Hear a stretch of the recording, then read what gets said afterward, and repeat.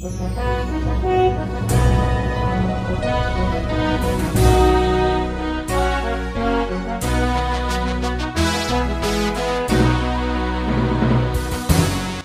bagi saudara sekalian.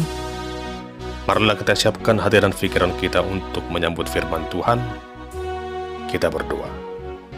Damai sejahtera Allah yang melampaui segala akal, itulah yang memelihara hati dan pikiran di dalam Kristus Yesus Tuhan kita. Amin. Jemaat yang terkasih, firman Tuhan yang menjadi nas khotbah dalam ibadah Minggu tanggal 14 Juli tahun 2024 tertulis dalam kitab Injil Markus pasal yang ke-6 ayat 14 hingga ayat 29. Beginilah firman Tuhan. Raja Herodes juga mendengar tentang Yesus, sebab namanya sudah terkenal dan orang mengatakan, Yohanes Pembaptis sudah bangkit dari antara orang mati, dan itulah sebabnya kuasa-kuasa itu bekerja di dalam dia. Yang lain mengatakan dia itu Elia. Yang lain lagi mengatakan dia itu seorang nabi, sama seperti nabi-nabi yang dahulu. Waktu Herodes mendengar hal itu, ia berkata, bukan, dia itu Yohanes yang sudah kupenggal kepalanya, dan yang bangkit lagi. Sebab memang Herodeslah yang menyuruh orang menangkap Yohanes dan membelenggunya di penjara, berhubung dengan peristiwa Herodias, istri Filipus, saudaranya, karena Herodes telah mengambilnya sebagai istri. Karena Yohanes pernah menegur Herodes, tidak halal engkau mengambil istri saudaramu. Karena itu Herodias menaruh dendam pada Yohanes dan bermaksud untuk membunuh dia, tetapi tidak dapat.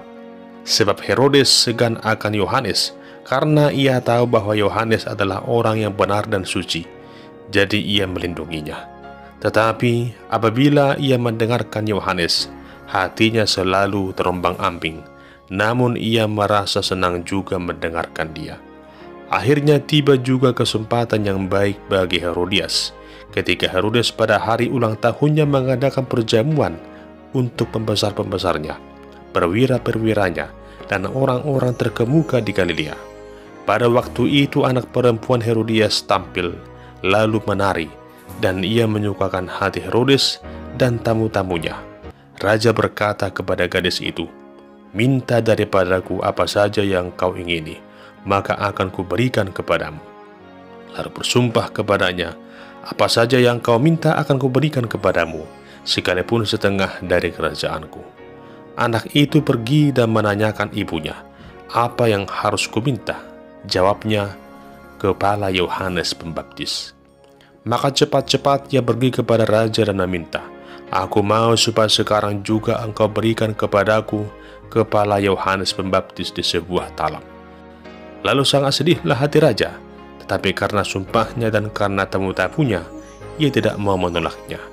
Raja segera menyuruh seorang pengawal dengan perintah supaya mengambil kepala Yohanes. Orang itu pergi dan memenggal kepala Yohanes di penjara.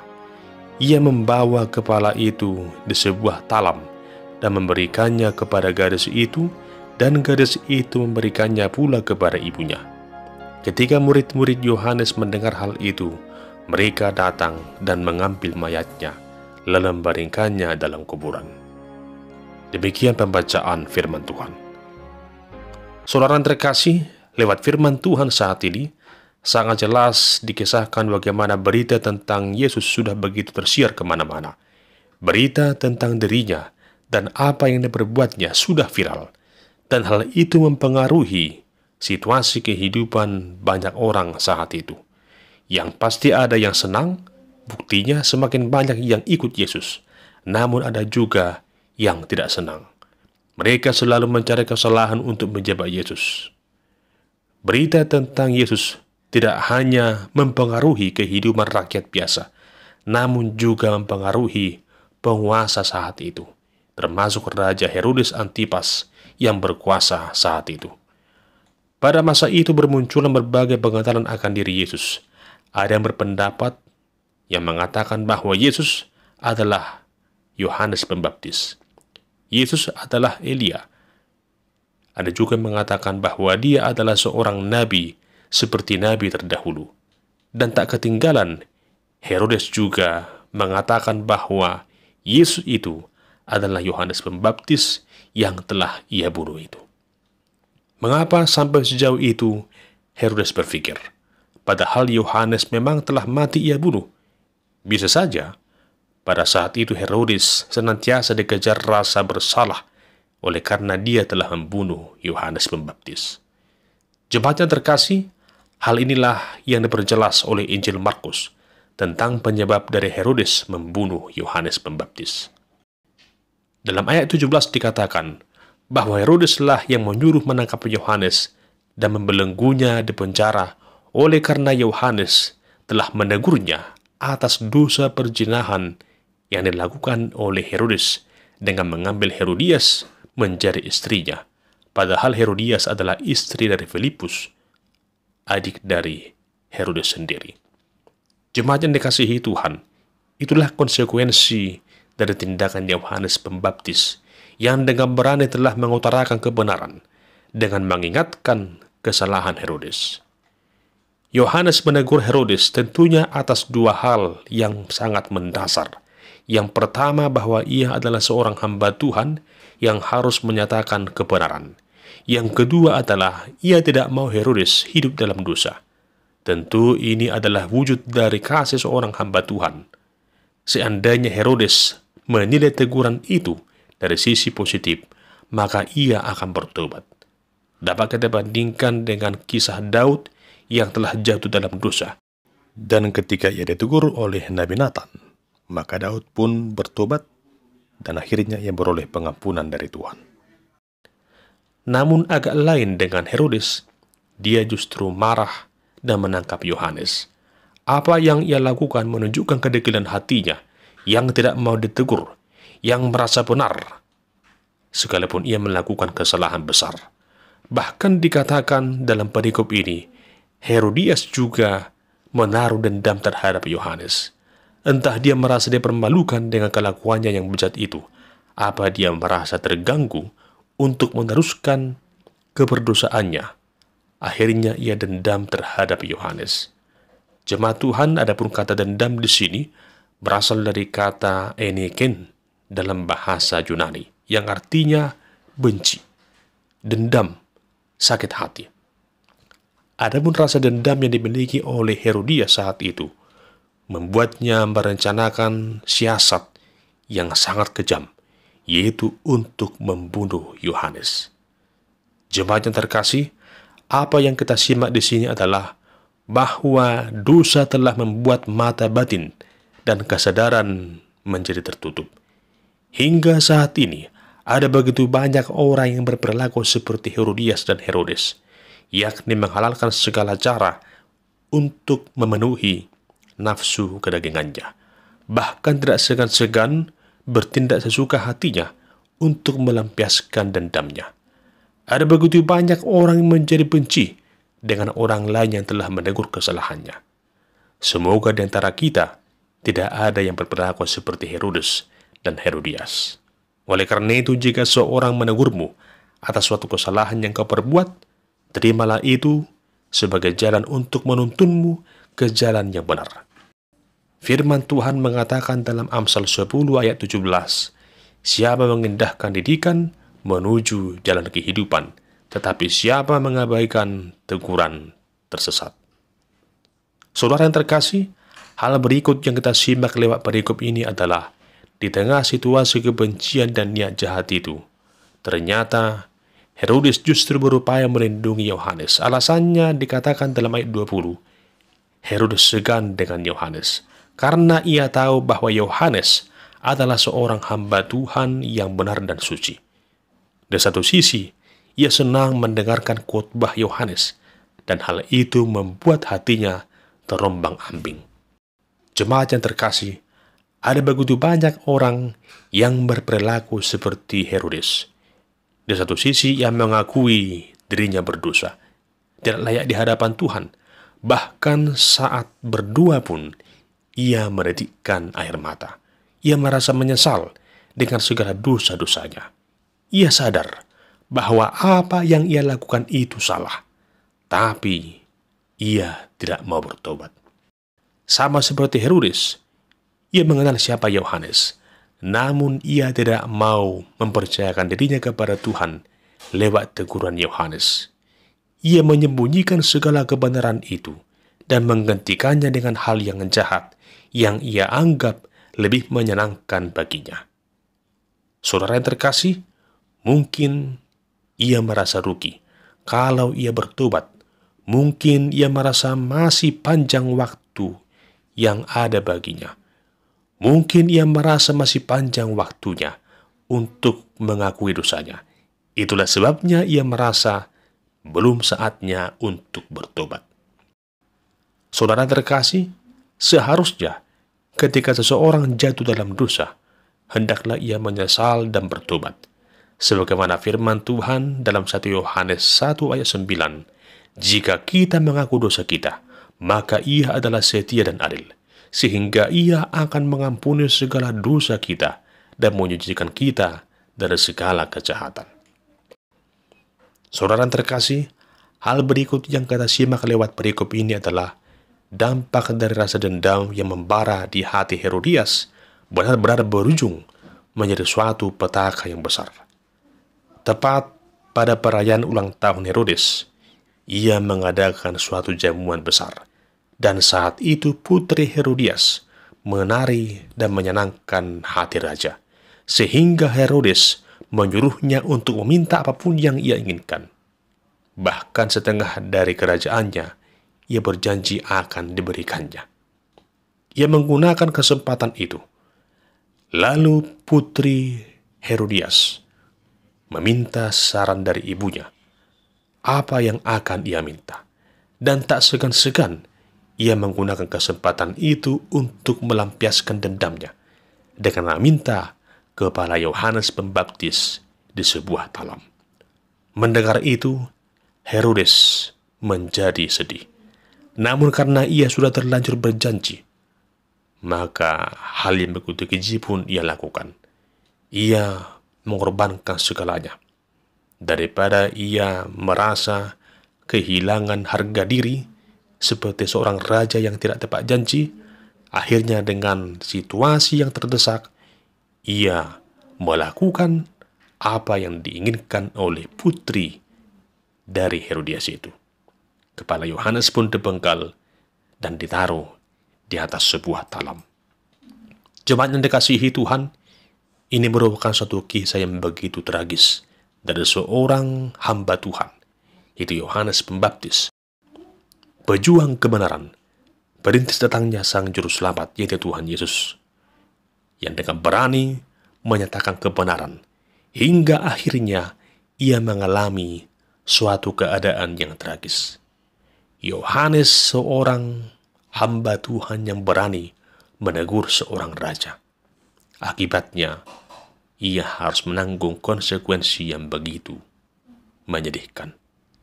Jemaat Tuhan, dari hal ini kita dapat belajar agar benar-benar menjaga setiap perkataan kita, agar jangan seperti Herodes, jangan terburu-buru mengumbar akan menepati suatu janji.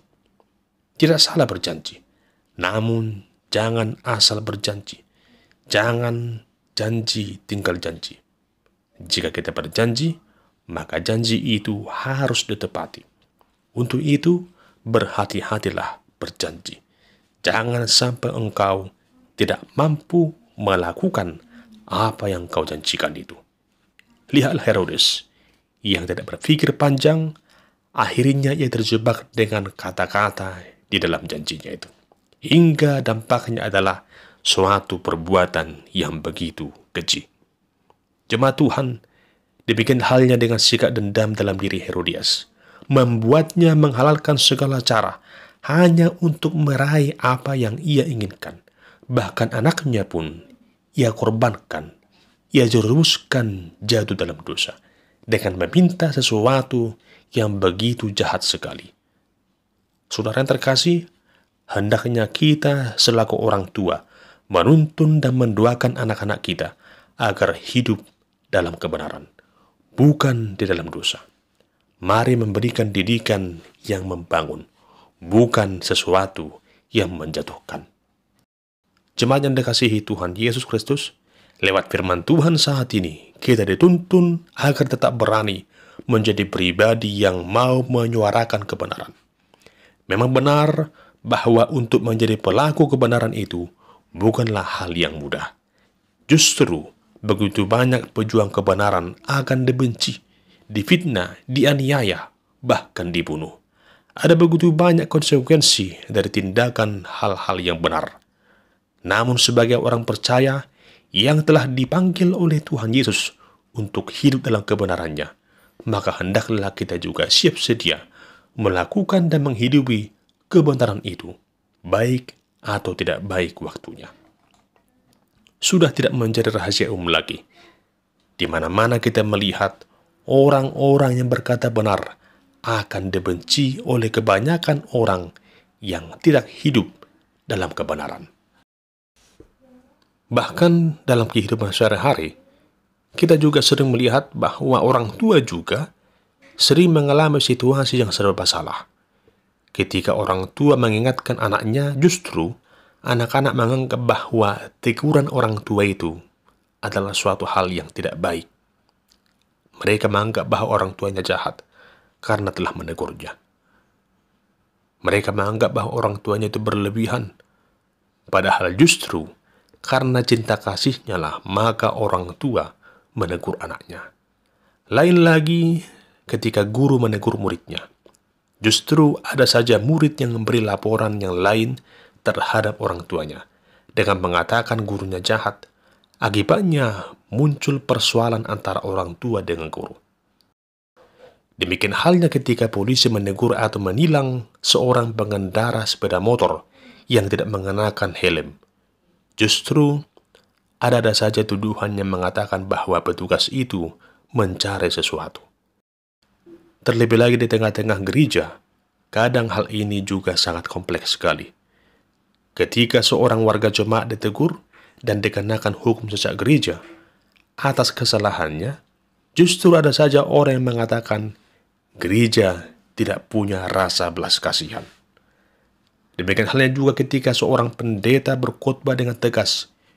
Justru ada saja orang yang tidak senang dengan itu. Katanya khotbahnya terlalu berlebihan, terlalu menghakimi. Banyak sekali orang yang tidak senang dengan itu. Ketika seorang pemimpin berlaku tegas, maka pemimpin itu akan disebut pemimpin yang kejam.